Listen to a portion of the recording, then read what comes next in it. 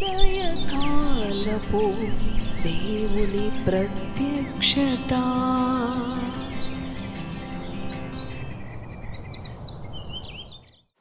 Praise the lord, హల్లెలూయా. ప్రభునందు ప్రియ దేవుని బిడ్డలారా, ప్రభు యొక్క అత్యంత కృపను బట్టి మరి యొక్క ఉదయకాల దేవుని ప్రత్యక్షపు వాక్కులోనికి వచ్చి ఉన్నాము. ఆయన వాక్కు మన జీవితాలకు నెమ్మదిని, ఆయన వాక్కు మన జీవితాలకు ధైర్యాన్ని, ఆయన వాక్కు మన జీవితాలకు సంతృప్తిని కలుగచేస్తూ ఉన్నది. ఏ పరిస్థితులను బట్టి చింతించక భయపడక ప్రతి ఉదయము మన దినచర్యను ఆయన వాక్కుతోనూ ఆయన సన్నిధితోనూ ప్రారంభించుకొనుటలో మనకి విడుదల ఉన్నది. రండి, పరిశుద్ధ గ్రంథాలను తెరిచి కీర్తనలు 62వ అధ్యాయము 1వ వచనమును ధ్యానం చేసుకుందాము. నా ప్రాణము దేవుని నమ్ముకొని మౌనముగా ఉన్నది, ఆయన వలన నాకు రక్షణ కలుగును. హల్లెలూయా, దేవునికి స్తోత్రం. ప్రభునందు ప్రియ దేవుని బిడలారా, భక్తుడు చెప్తూ ఉన్నాడు కదా, నా ప్రాణము దేవుని నమ్ముకొని మౌనముగా ఉన్నది. అవును, ఆయనను నమ్ముకొనిన వారు ఎన్నడూ కూడా కలవరపడరు, ఎన్నడూ కూడా భయపడరు, ఎన్నడూ కృంగిపోరు, మౌనముగా ఉంటారు. ఎందుకంటే వారు దేవుని యందు నమ్మిక ఉంచి ఉన్నారు కనుక. చూడండి, నా ప్రాణము దేవుని నమ్ముకొని మౌనముగా ఉన్నది, ఆయన వలన నాకు రక్షణ కలుగును. ఈ క్రింది వచనంలో గనక 5వ వచనంలో చదివితే, నా ప్రాణము దేవుని నమ్ముకొని మౌనముగా ఉన్నది, ఆయన వలన నాకు నిరీక్షణ కలుగుతూ ఉన్నది. అవును, ఆయన నమ్ముకొనుటలో మనకి నిరీక్షణ ఉన్నది. ఆయనను నమ్ముకొనుటలో, ఆయనపై పడుటలో, ఆయన యందు విశ్వాసం ఉంచుటలో మనకి నిరీక్షణ ఉన్నది, రక్షణ ఉన్నది, క్షేమము ఉన్నది, విడుదల ఉన్నది. అవును ప్రియ దేవుని బిడ్డ, విజయం ఉన్నది, సంతోషం ఉన్నది, సంతృప్తి ఉన్నది. దేవుని నమ్ముకొని అవును మన ప్రాణానికి బోధించుకోవాలి. నా ప్రాణమా, నీవు కలవరపడబాకు, కృంగిపోబాకు, నీ దేవుని యందు నిరీక్షణ ఉంచు.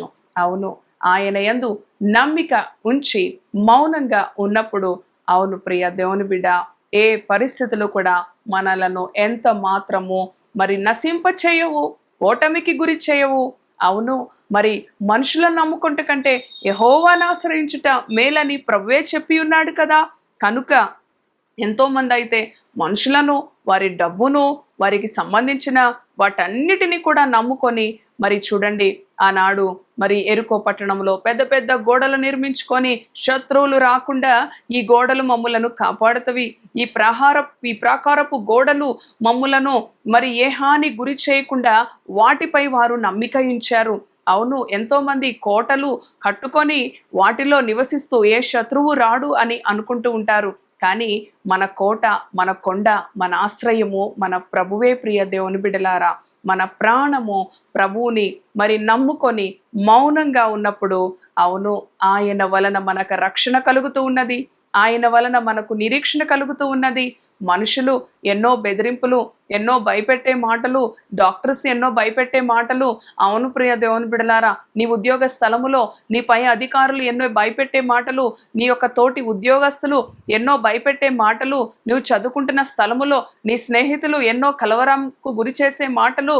అవును, ఏ విధముగా వారు నిన్ను చెదరగొట్టాలని ఆలోచన చేసినా నీవు ఈ ఉదయకాలం ఈ భక్తుని వలె ఈ మాట పలుకు, నా ప్రాణము దేవుని నమ్ముకొని మౌనముగా ఉన్నది, ఆయన వలన నాకు రక్షణ కలుగుతుంది.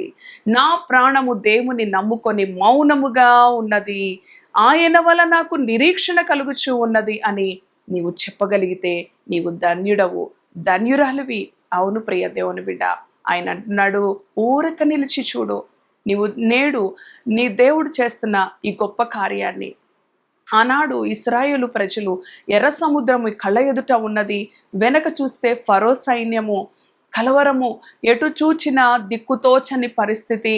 ఏంటి ప్రభువా అని మోషే మీదను దేవుని మీదను సనుగుకుంటున్న సమయంలో ఆయన అంటున్నాడు కదా, నేడు చూస్తున్న ఈ యొక్క ఐగుప్తీలను మీరిక చూడరు అంటూ ఉన్నాడు. అవును ప్రియ దేవుని బిడ్డ, ఆయన ఎర్ర సముద్రమును ఆజ్ఞాపించాడు. ఆరిన నేల మీద వారు నడిచే విధంగా దేవుడు అద్భుతాన్ని చేశాడు. వెనక శత్రు సైన్యము తరుముచు ఉండగా ఆ శత్రువులను ఎర్ర సముద్రములో ముంచివేసిన దేవుడుగా ఉన్నాడు.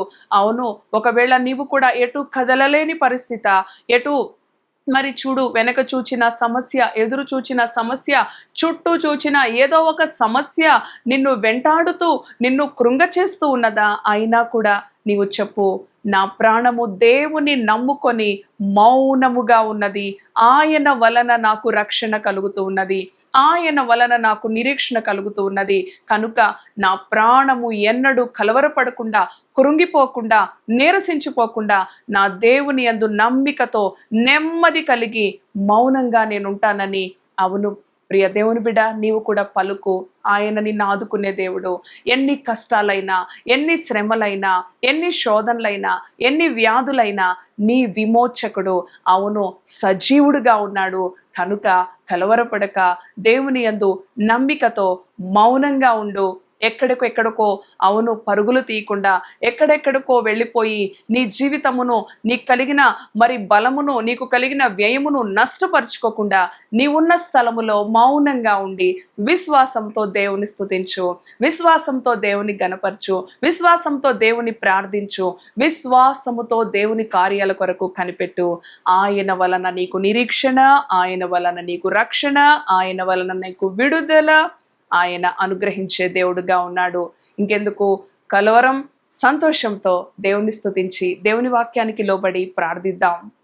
దయగలిగిన తండ్రి, పరిశుద్ధుడా, నీ గణనామానికి వందనాలు. అవును ప్రభువా, భక్తుడు అంటున్నాడు, నా ప్రాణము దేవుని నమ్ముకొని మౌనముగా ఉన్నది.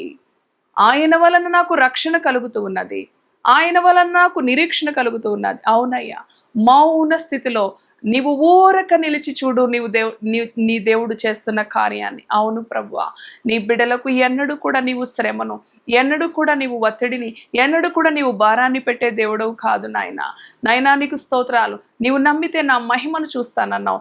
అవును ప్రభువా, నీ బిడ్డలు నమ్మి మౌనంగా ఉండి వారికి కలిగిన కష్టాలు, వారికి కలిగిన శ్రమలు, వారికి కలిగిన వ్యాధులు, ఇరుకులు, ఇబ్బందులు అన్నిటి నుంచి ప్రభువా నాయనా విడుదల పొందే కృప మౌన స్థితిలో మౌనంగా ఉండి నిన్ను స్తుతించుటలో వారికి రక్షణ ఉన్నది.